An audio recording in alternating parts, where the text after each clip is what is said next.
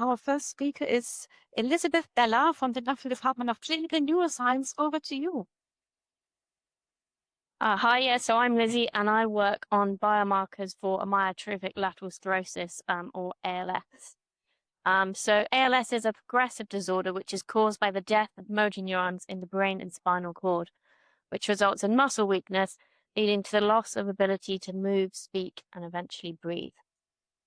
Currently, the only existing biomarkers for ALS are neurofilament proteins, so structural proteins in neurons that are released into biofluids on axonal degeneration.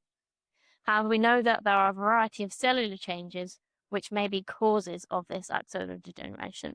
And these include things like aggregation of the protein TDP-43, changes to RNA splicing, mitochondrial and synaptic dysfunction, and neuroinflammatory changes involving astrocytes and microglia.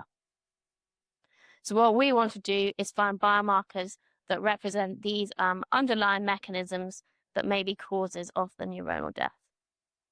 So in the lab, we use mass spectrometry proteomics of cerebrospinal fluid to try and find these new biomarkers. The problem with CSF is that they're very highly abundant proteins like lipoproteins and albumin, which mask the detection of rarer brain proteins of interest. So one strategy that has been proposed to get around this is to use extracellular vesicles, or EVs, which are membrane-bound particles that carry different molecular cargoes. So potentially these can help us enrich for proteins of interest.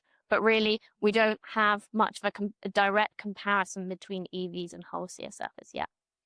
So we use an immunocapture strategy against abundant surface markers on the EVs to capture the EVs from 195 microliters of CSF from 101 samples.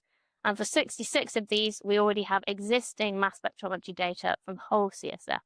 So what we first did, as you can see in the Venn diagram, is look at the overlap between the proteins that we detect in whole CSF and in our EV-enriched fraction.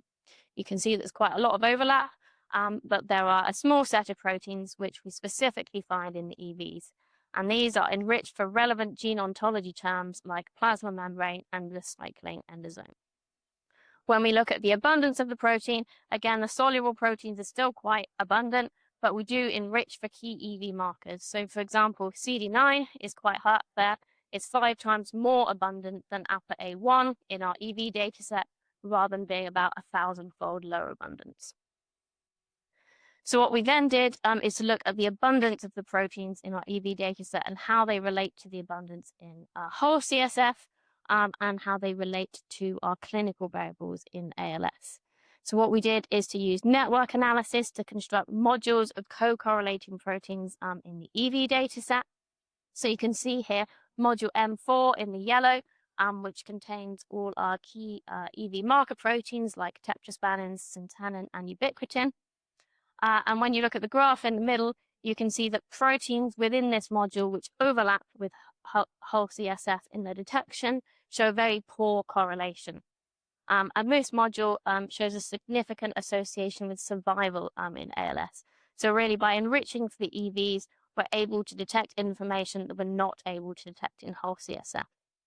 When we look at other modules, so for example, module M1, shown in the turquoise, this is enriched for postsynaptic density membrane proteins.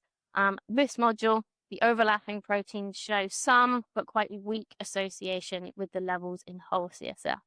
And this module shows significant association with disability progression rate, which is a measure of disease aggressiveness in ALS. So finally, we looked at individual proteins rather than just looking at the network level. So you can see here the volcano plot for survival. And you can see in the blue dots that there are 6 proteins which are nominally significantly associated with survival. But importantly, they are showing greater or equivalent associations as we see for neurofilament light, which is our best existing biomarker. 2 of these proteins, so FOLR1 and PBXIP1, when we put them into multivariate survival models, they maintain a significant independent association in combination with the clinical variables. So really, by looking at the EVs, look like we're able to enrich the biomarker discovery phase in ALS and other neurodegenerative diseases. So come to post 12 to come and find out more.